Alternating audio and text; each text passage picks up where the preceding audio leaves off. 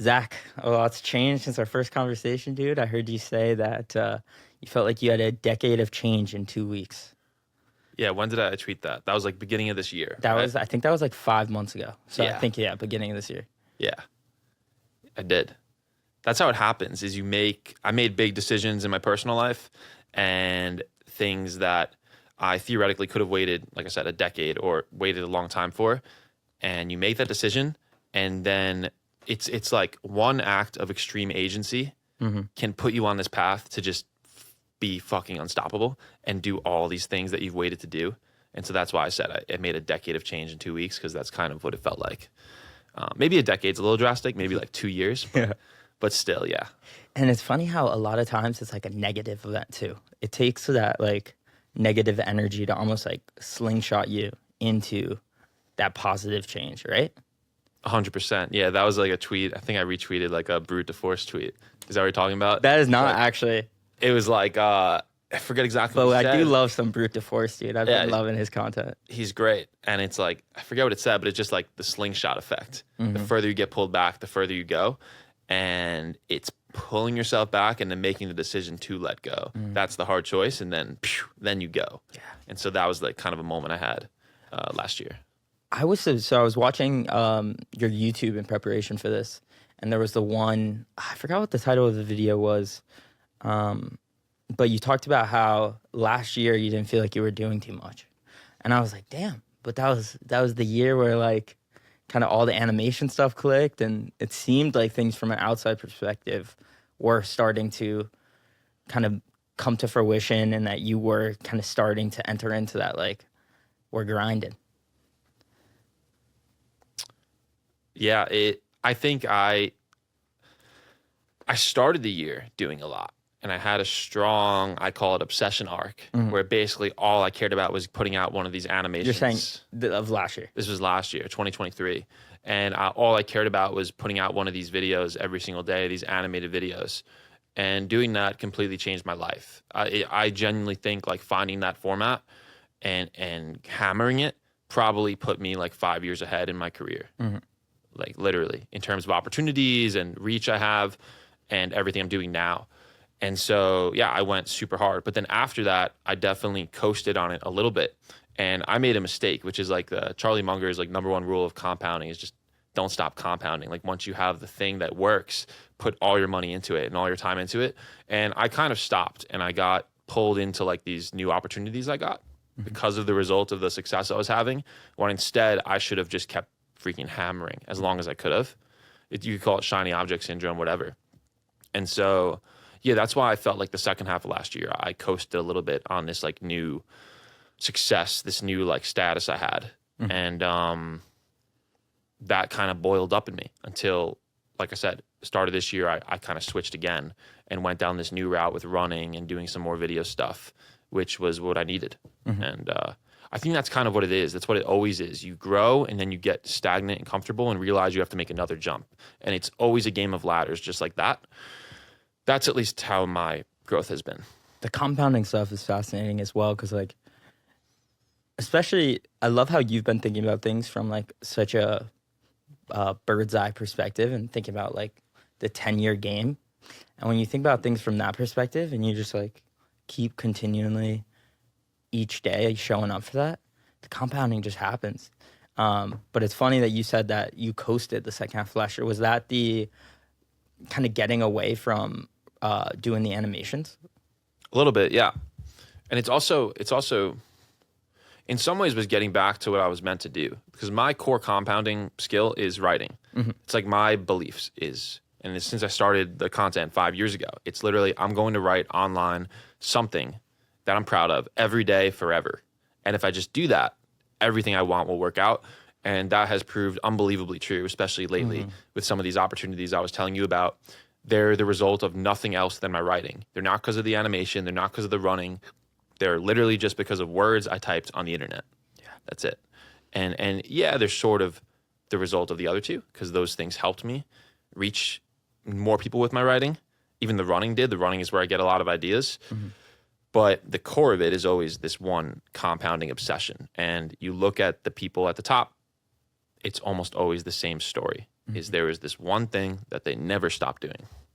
And I always remind myself that when I get pulled into new opportunities, new ideas, oh, I want to build this, I want to do that. You cannot mess up the core thing. And so that is the one thing I never did do. Like I never stopped it. Yeah. And it's something I have like a ton of respect for you for, because it's so easy, especially with the internet, to fall into the trap, especially when you were growing as fast as you were, to sell out for like the easy buck of the course or doing whatever XYZ thing, versus actually just like giving away so much free value until that thing happens, and until you find that like one company or one thing that really changes things, versus making the course and then like kind of just trying to not building a real business. Like it's so rare for someone to gain the audience that you did and then stay consistently just providing free value and not really focusing too much on the quick dollar. Yeah, that's something I always cared a lot about. I still care a lot about it. There's a thin line though where like I have to make money. I have to do stuff. Of course. And everything you sell and promote, you're affecting your trust with the audience. And there are some things I promoted, yeah, they were quick, but there were things where like they were good products, like I liked them, but they weren't necessarily things I'd love to promote. Do you know what I mean? But I still did them because I wanted to keep supporting the art and the work I was doing. And so I haven't been perfect, but I have cared a lot about it. And I think one way is just to always make sure if you do have to promote some stuff, if you do have to sell stuff, just make sure you're providing so much more outside of that, right? Yeah, that's always been a big focus for me. And I was also willing to like suffer. Like that's kind of my strength, is I was willing to like suffer and not have a lot of money for a long time and make money outside the content, grinding. Like if you know, we probably talked about it a bit on the last podcast, but my old company, the photo booth, that's what I was doing to make money. So I'd be at these photo booth events for my company, working at weddings, standing there, writing stuff, posting on Twitter. Because I was like, this was the goal, this was the mission, this was just this thing providing for me so I could do the right things long term with content. And it worked and paying off now. Did it start for you on Twitter? No, I started on Instagram. Yeah. I got on Instagram beginning of 2019 and Twitter probably a year later.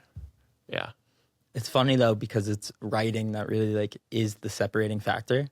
And that seems like it's more conducive usually to Twitter.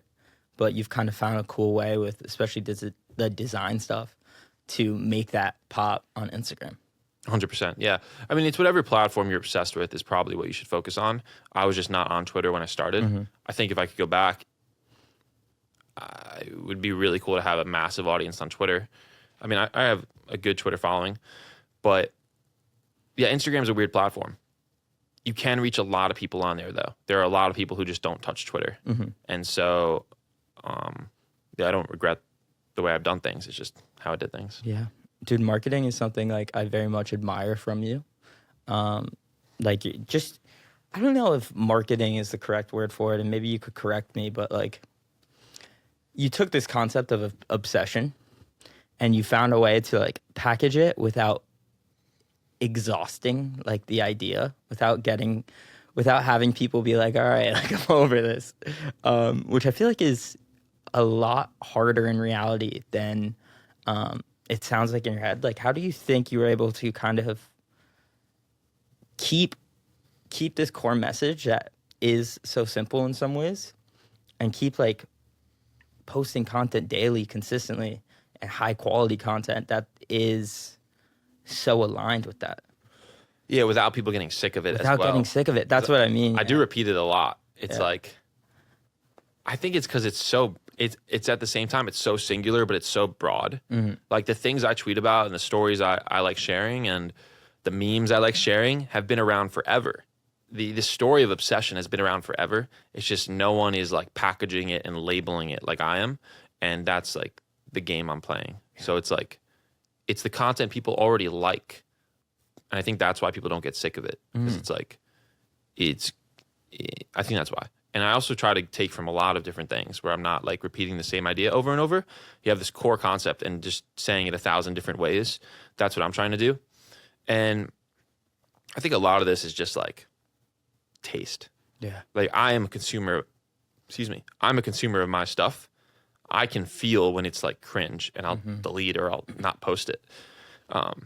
There's like a line of cringe you kind of have to live on, I think, as a content creator, as someone who puts stuff on the internet. And you have to embrace some cringe, but eventually if you feel like you're annoying people or wasting people's time, that's when it goes too far. That's the biggest thing. I give that advice to a lot of people. Just don't waste people's time.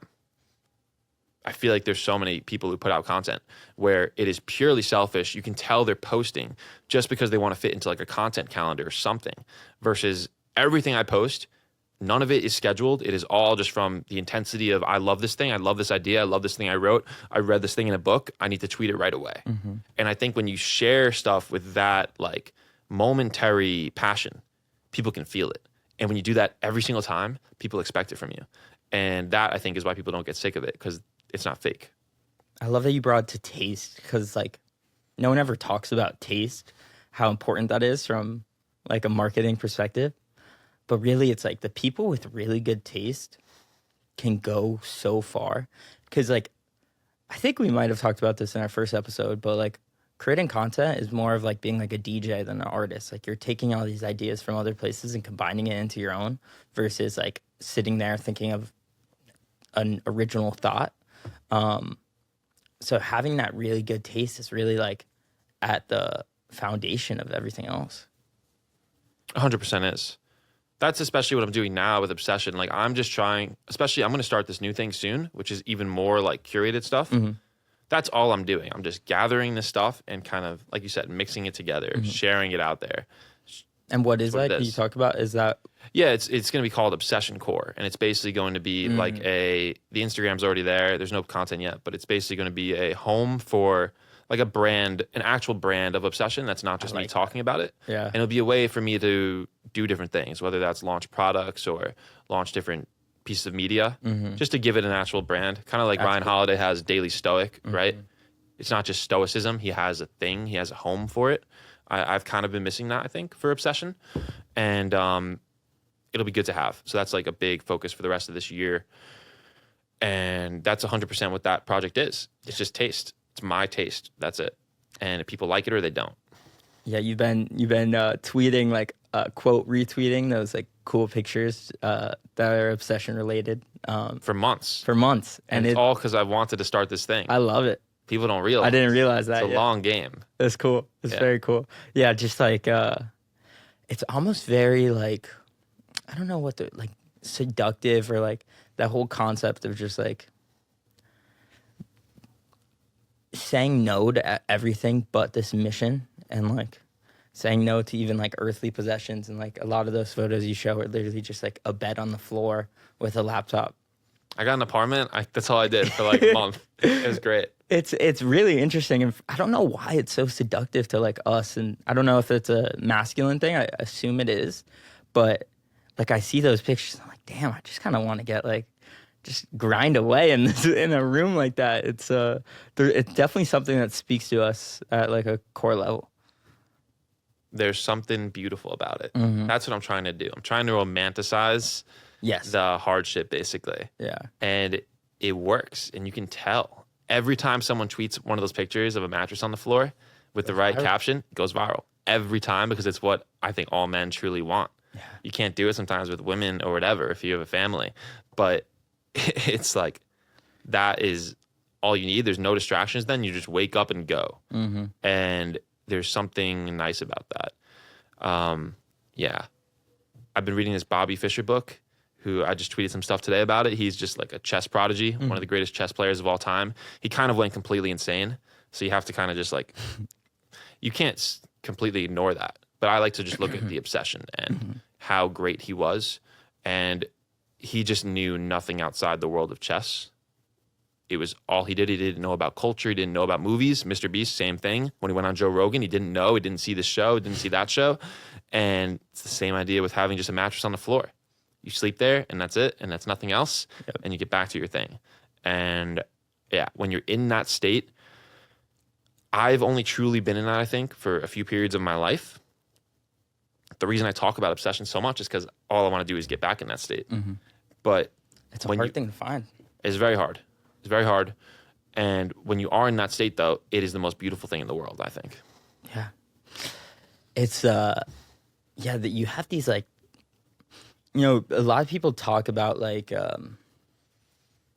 discipline or like willpower in regards to like working hard, but a lot of times it's like when you just find the right fit for you as a person, it's like effortless, and it's just like you're all consumed. But those things are far and few between. It's like almost like you have these select opportunities in life to kind of take grasp of one of those things. Yeah, and if you don't know what yours is, you kind of have to be patient. Yeah. Because you can't force it.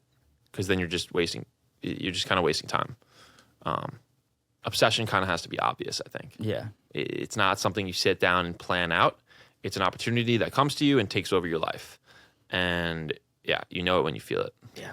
I think that's a good reminder because it's easy to like, I don't know, let's say you're trying to make XYZ opportunity happen and it just feels like you're just white knuckling it the entire time.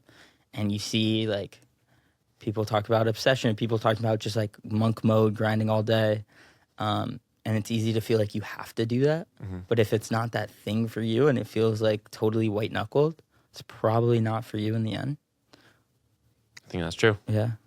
But it's also weird too because you go through like phases with it, right? Don't you feel like there's time periods where the work feels very obsessive and then other times where it feels kind of stale, even though it's almost the same thing? Would you say that's true? You're saying sometimes your obsession can become stale? Yeah, like let's take running, for example. Like I'm sure you've had weeks because how long have you been running super consistently? Running hard, probably like 6 months. Yeah. 8 months maybe. And have you felt like there's been a month in that time period or 2 months in that time period where it just feels like a little more blah? Yeah, it's a good question. It's only when I'm hurt. Oh, interesting. Only when I'm not making progress. There's probably a lesson there. Yeah, there is, which is Yeah. like obsession when you can't make progress. But that is the true test of obsession, is when you can't do it, do you come back? Because sometimes you're just addicted to the progress or the status or the prestige of it. But a true obsession you would do alone. I genuinely think I would run if I was alone, if I didn't post any of it. I post it because I like that it inspires people. That's the main reason. I think that's the main reason. It's hard to tell sometimes because I do get a huge dopamine rush posting my runs and stuff. But I'm not going to not post them because I know for a fact it pushes people to run. So it's like a thin line that I'm always playing on. It's something I think a lot about in general. Yeah. And I've been thinking a lot about lately is like fame as a concept. And yeah, I can just tell the path I'm going on. There are challenges I'm going to have and things I'm going to have to figure out that I'm just starting to.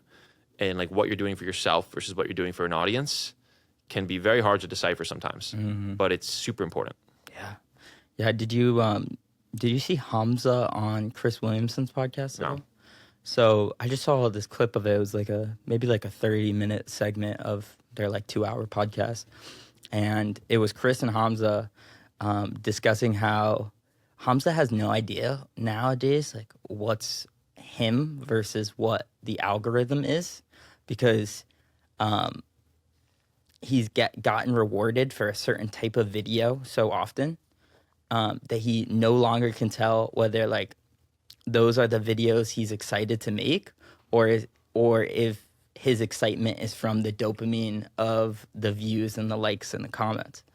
And it's just an interesting dichotomy of trying to figure out like what the hell is actually me versus what the hell is society kind of rewarding me for.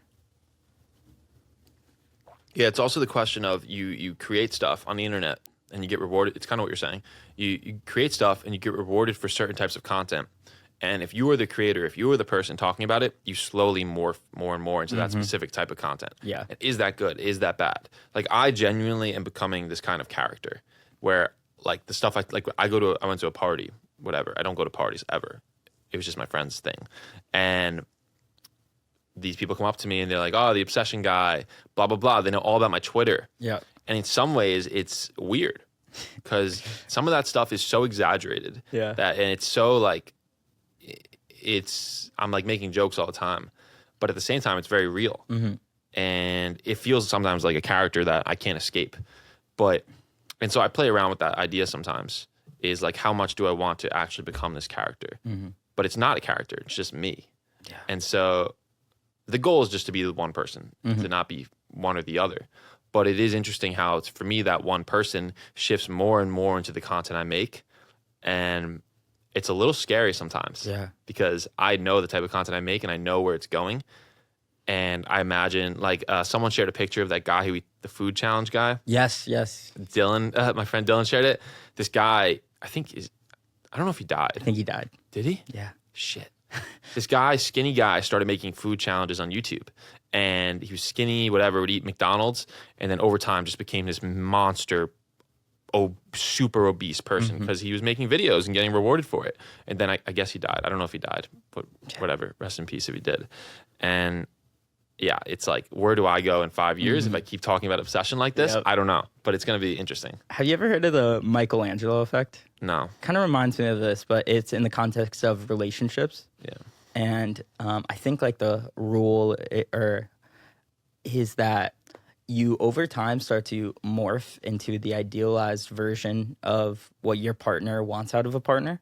So if like your girlfriend wants a boyfriend who goes out with them every week, goes out with her every weekend, stays up till 2 a.m. and gets pizza after the bar at 3 a.m. You will slowly start in some ways to morph into that person because she rewards you for that behavior. And on a long enough timeline, if you guys are like living together and together for a long time, you slowly become that person. I've heard it also kind of called like the chameleon effect. The chameleon effect. When a boyfriend or a girlfriend just becomes the partner. Yeah, that's real. It's real. Yeah. It's real. It's something to be aware of for sure.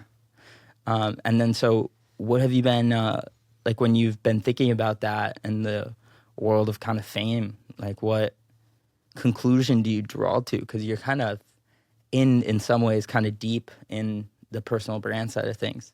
And obviously that's the direction you want to move into. But at the same time, I do understand like there's unintended side effects of that you probably don't really want.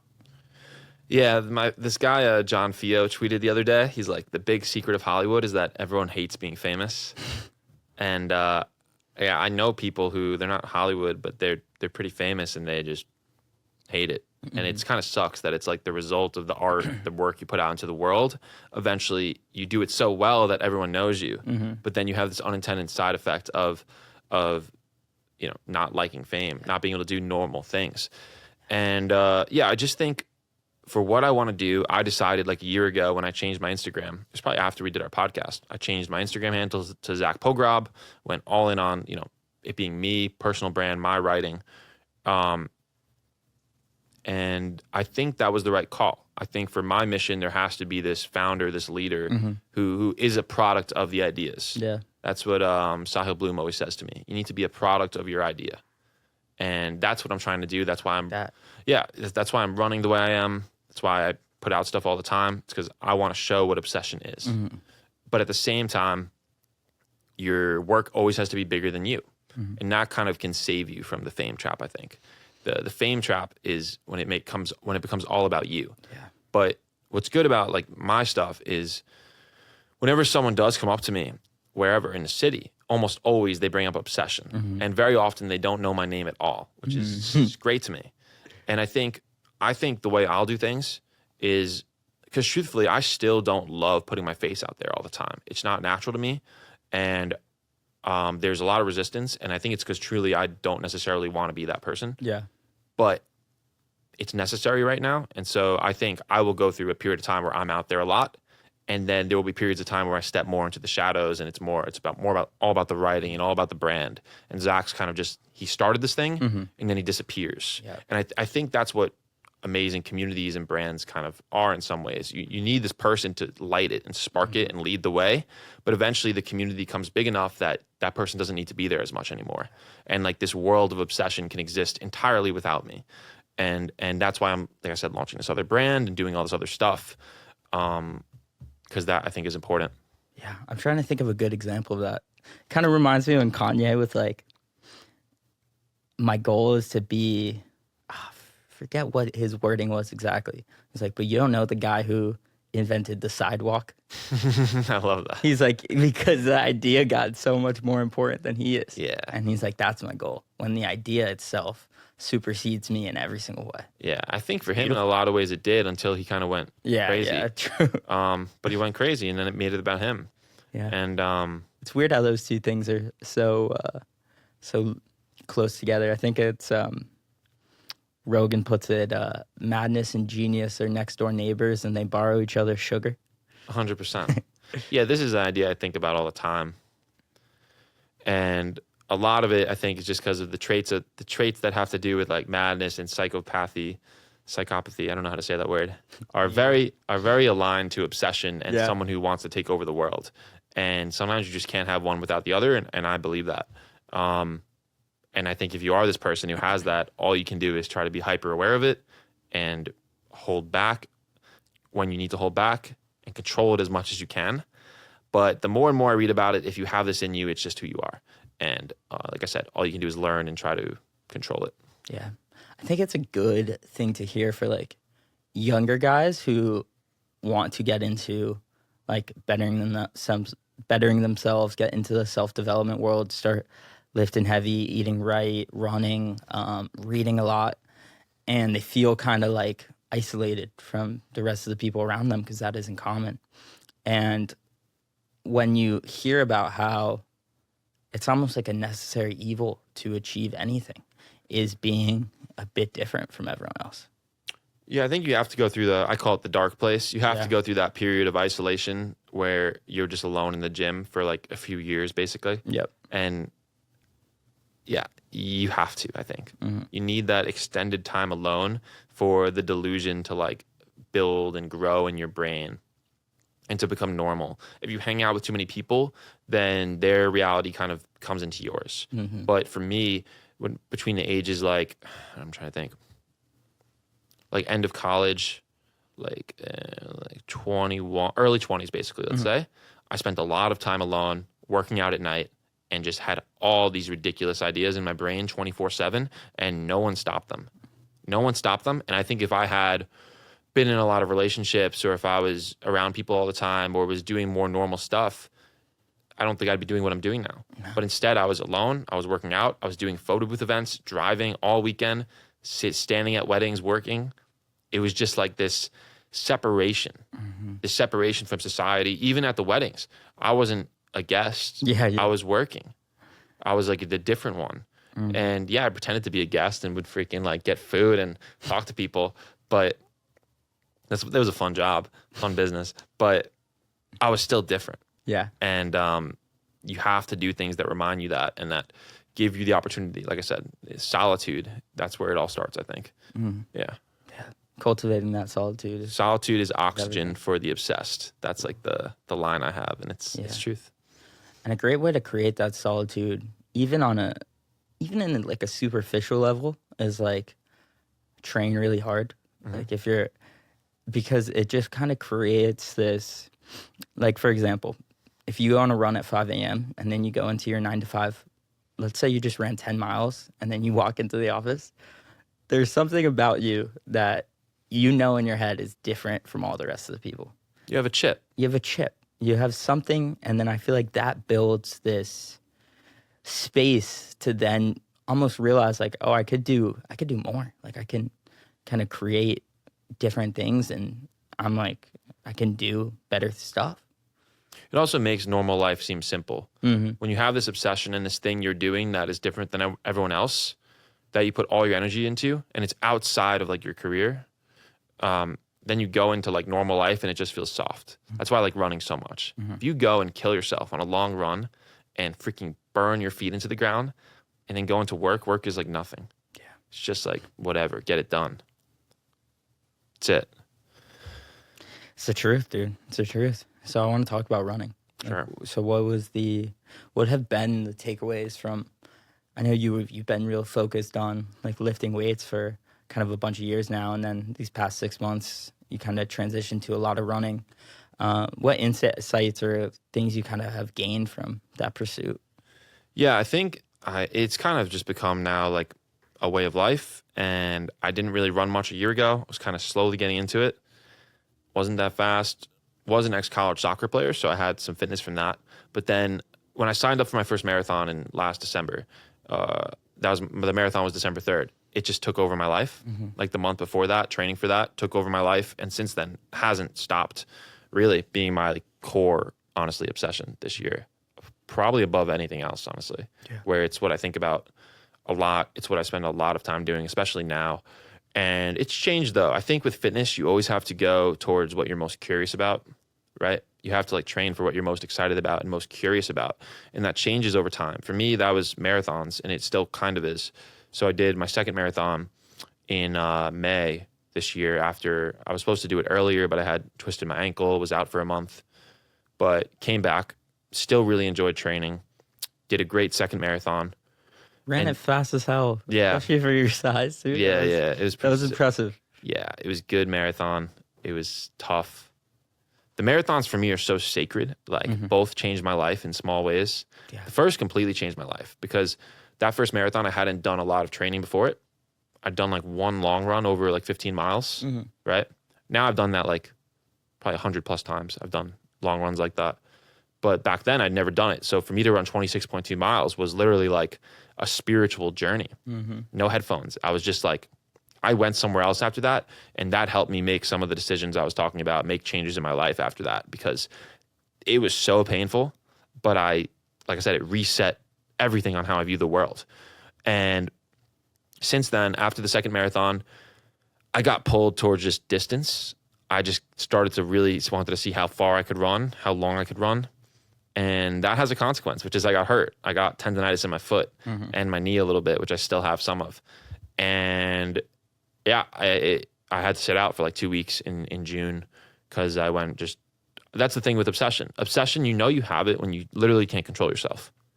That's why so many athletes get hurt from overtraining. It's like you're obsessed. You just want to keep going. And you have to have that reservation to stop. But at the same time, that reservation to stop, not having it is what makes you a great athlete and makes you push, right? So you have to recognize when something's an actual injury versus just pain, which sometimes can be hard when you're in the moment training. Because I remember some of my training runs before this happened, I was like in pain and I was like, oh, I'll just push through it. It's not bad, but it was bad and I shouldn't have ran on it. Yeah.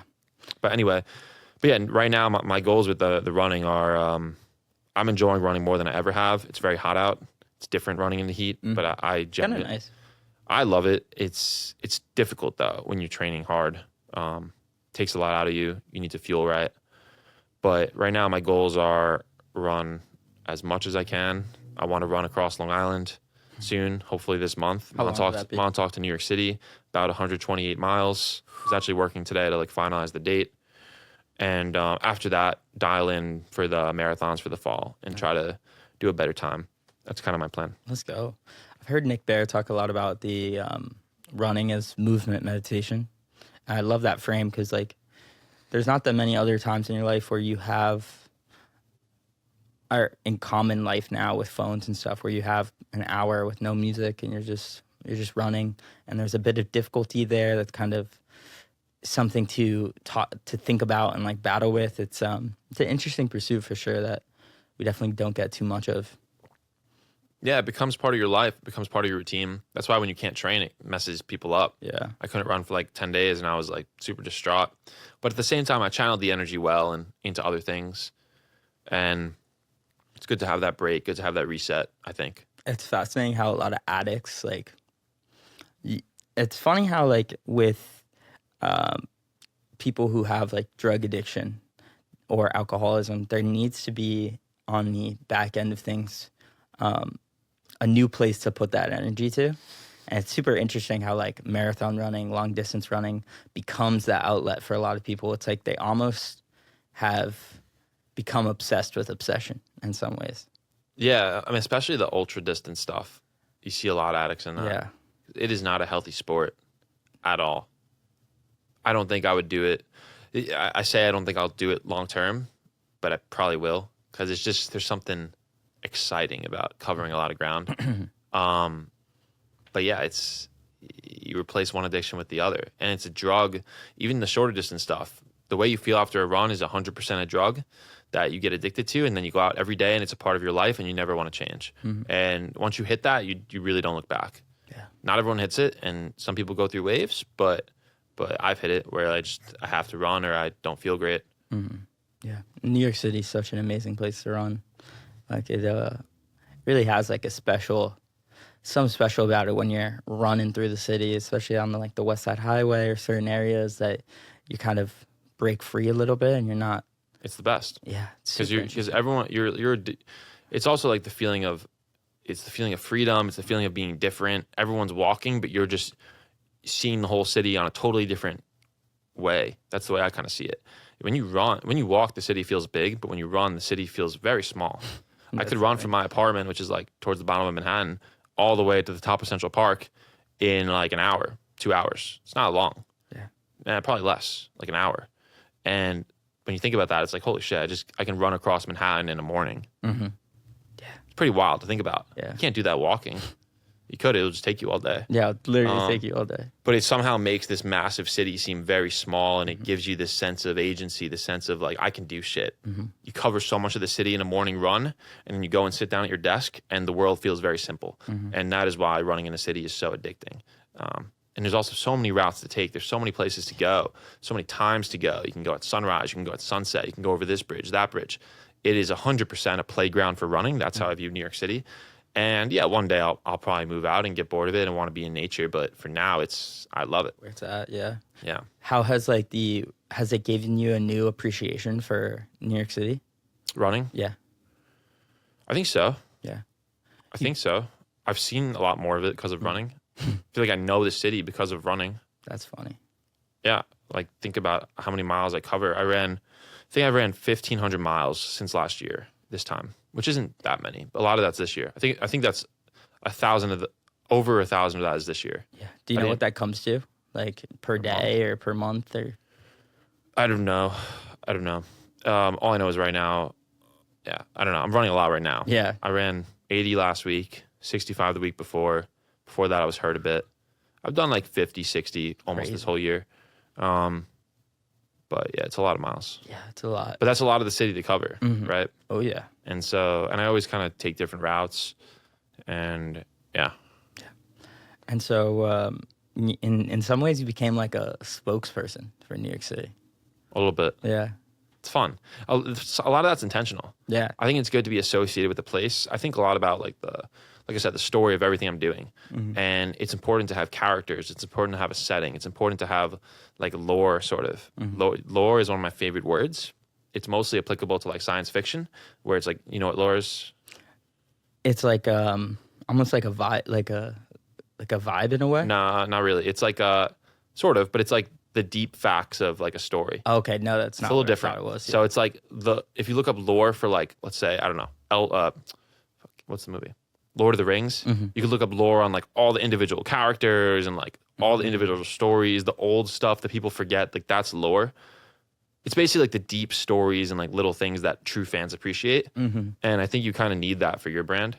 That's how you create true fans, is you create these things that they can remember and associate you with. And so I've been very big on that since day one. And so for me, it was like, okay, like I am trying to lead this movement of obsession. It takes place in New York City. You have some side characters. You have like my friend Hunter and Dylan. These are like my kind of like, they're not really in my universe, but they also are. They have their own things that they're doing. But I think certain people like associate us. Yeah. And yeah, it's just because important. Like work-wise, like you guys are so intertwined, or what kind of set you off? We were, so especially. Yeah. And and then like Hunter got me into the running, and like it's all connected. And so, and I also think just in terms of opportunities, when people associate, they think of something in New York, like, oh, I think of Zach. I want that to happen. Yeah. So it is intentional. Yeah. It's nice too, like when people are so know for sure that you live in a certain place. I'm sure like people hit you up like, oh, I'm in New York City, what's up? Like, yeah, it's true.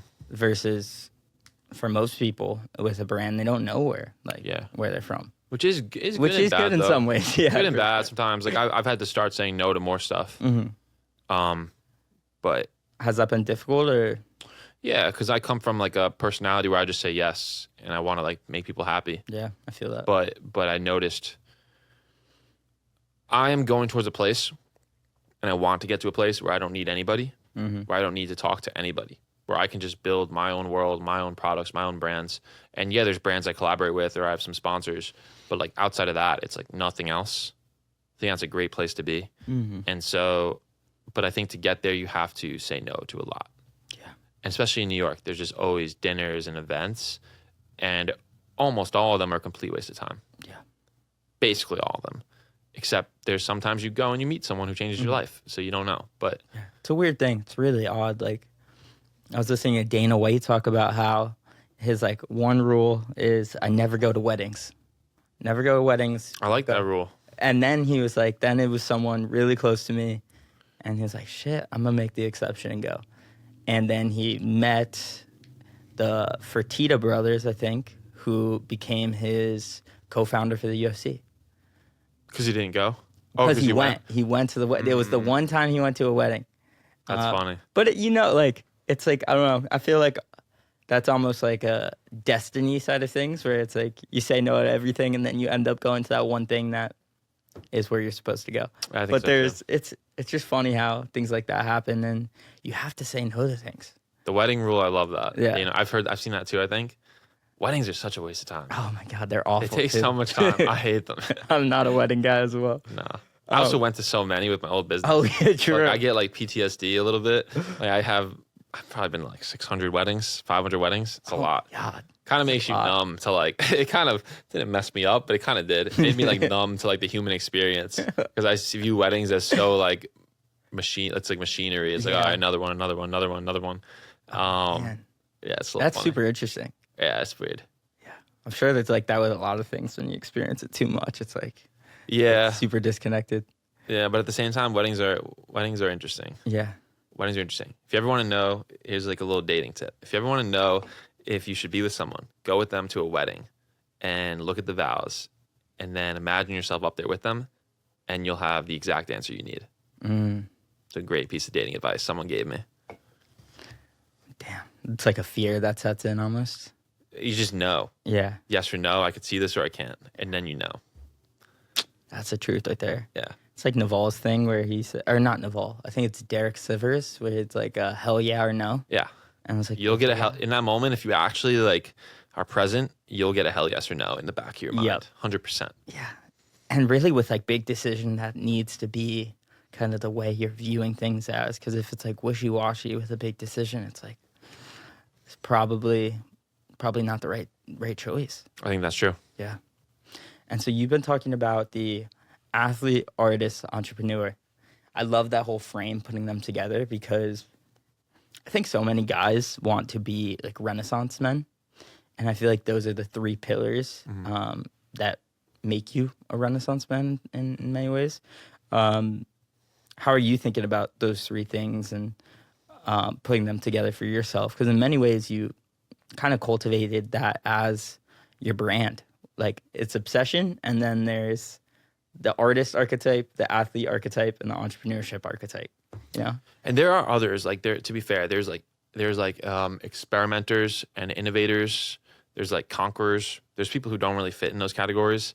But I do think you can kind of like place people. Like an inventor can kind of be an artist, or regardless. But regardless, like for me, it is kind of like a modern version of being a Renaissance man, and it is. To me, it's like if you truly combine those things into what you do, it puts you on this path towards extreme greatness. And just the people I admire are often, there's a lot of great people to admire, but the people I look up to kind of combine these three things in like a unique way. Yep. And I think it's useful exercise to look at what your kind of obsession is in each of them. And those obsessions can change over time. You probably have one that's your core obsession. So like my core obsession is writing. It's like what I'll do forever. Excuse me. But for me, it's like that trifecta looks like the art is writing, the athlete right now is running, and the entrepreneur piece, which is the piece that has, for me, has come last really in terms of the progress I've made. But it's for me, it's design. I think I'll make most of my money through just in terms of businesses through my perception of design and my taste. And that, like I said, might change. Yeah. But yeah, I think it's useful to recognize those for yourself. And it can be a good exercise to see where you're lacking. Because maybe you're not doing enough art in your life. And art could be anything. Art could be just, building the most boring ecom business, but there's some aspect of art and style behind the way you write copy and the way you do things, which I think can be true in any business. Yeah. I think there's no doubt always, about it. yeah, anything done with style can be art, I think. And so, yeah, I really like that framework. That seems to resonate with a lot of people. Some people, even more than obsession, love that framework. Artist, athlete, entrepreneur. Yeah. There's this Pharrell Williams quote where he says, creativity without business is usually victimization, and business without creativity is a waste of fucking time. It's a great quote. I've shared that a bunch of times. I feel like that sums up exactly what you were saying. It does. And like I said, I still am very early in making money from like my actual obsession, which is like writing about obsession. I make money right now mostly through other stuff, like sort of related, but kind of different. And I know for a fact, once I actually make most of my money from the core art, the core obsession, all that stuff, it'll be ridiculous. But I'm still playing that game. I'm still beginning that journey. Yeah, no doubt about it. And but I know for a fact that quote is true. And once you get in that game, you get addicted to the risk of it and the game of it, of applying art to business. And I think that's when everything changes. No doubt. And I've had small pieces of that, but it's a very fun, it's actually the best feeling in the world to get paid for the actual art and what you actually love. And yours. I've had, especially now, more and more stuff where these opportunities are directly related to the art and writing. They're not for my audience. They're not for anything else. And that is a great, great feeling. Oh, that's beautiful. Yeah. And it takes time. Like, it's so important to not rush that. Like, take the wrong opportunity or sell out too quick, or because then it changes things. Like, when you are advertising or doing things, it changes the way your brand is and the way your brand operates. It's like Joe Rogan didn't make $1 for 5 years from his podcast. And that was probably really important. So he didn't have to say, he could have anyone on that he wanted, and it didn't matter. Yep. Because it was his thing, and he was doing it purely out of the love for the thing, not out of the money. And I feel like when money gets involved in a big way, it changes things. So it's nice to kind of hold off for the right thing. And it's cool when that thing, like you were saying before, is connected to the art. Well, it's like Kobe was saying how I've been studying Kobe a lot recently, and it's very similar. He was saying how when he got to the NBA, he went right from high school to the NBA. And he said that a lot of the players were just not competitive and hungry because they were financially stable, right? And he said it was like taking candy from a baby, because like that's what he felt like the NBA was going to be. And he was kind of right for him. But it's true. Like, once the money piece it's kind of related. Like, once you get the money piece solved, if the obsession isn't there, there's no reason. Yeah. You have to do it. You have to do something that's not related to the money. But people always will. Most people, 99% of people, will choose money. Yep. And it will distract them from their obsession, right? They'll get pulled away from it. Or in that case with basketball, they'll just kind of forget about it and just coast. They'll consume the obsession. Except Kobe, except Kobe obviously was different. And there's people like Kobe who are different.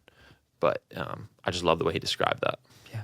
Kobe's is cool too, because it almost like, it wasn't, basketball was the vehicle for his obsession. But then you saw, like, after his career ended, he kind of brought that same obsession into like filmmaking. Yeah, he reached the pinnacle. Yeah. This is what I talk about. Like, after the pinnacle, you have to shift. Arnold did it. Kobe did it. Walt Disney did it. Walt Disney kind of pivoted from, I think he got bored of films. He kind of had in his mind, he was not focused on that game anymore and put all his energy into Disneyland. He just shifted. Yeah. That's what they do. It's very cool. All the best do it, because once you get to the top, you need something new. Yeah. Something brand new, usually. Like bodybuilding and acting, Arnold, are totally different. They're kind of related in some ways, but they're also totally different. Yeah. But they're also connected. Like, his figure is what he brought into roles. And so... but then you look at that iteration from the governor as well. It's like just kind of same thing, like what you were saying, where it's like the obsession is really at the core of it, and just they're just different vehicles to express that. And you need it, though. If you're that type of person, you need it. You need it, or you go crazy. Yeah, I think. I agree. And that's why a lot of the obsessed people go crazy, maybe, because they don't find their new vehicle. I don't know. That's a good perspective. But it's interesting. Arnold's an interesting figure with that whole realm as well, because he's such a good embodiment of it. Like, if you watch that documentary, he really is obsessed. Yeah. He took it into everything. Yep. Yeah. Awesome. Zach, anything else that we haven't covered that we'd be remiss if we didn't talk about? No, unless there's anything else you want to. No, I appreciate it, dude. I'm Thank good. you for doing this. Yes. Good Awesome. shit. Let's go. go.